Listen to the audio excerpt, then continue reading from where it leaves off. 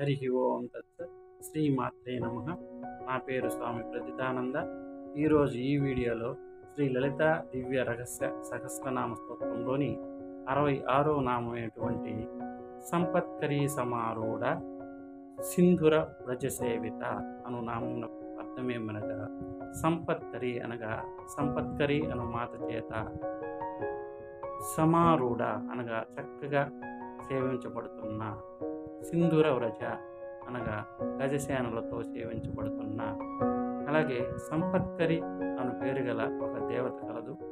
ఈమెను గూర్చి స్వతంత్ర తంత్ర గ్రంథమునందు బాగా తెలియబడుతున్నది. సంపత్కరి అను యొక్క విద్య కలదు. త్రిపుర సుందరి దేవి ఈ సంపత్కరీ దేవిని గజసేనలకు అధికారం ఇచ్చి నియమించినది అని ఈ లలితాప్యాఖ్యానంలో కూడా కలదు.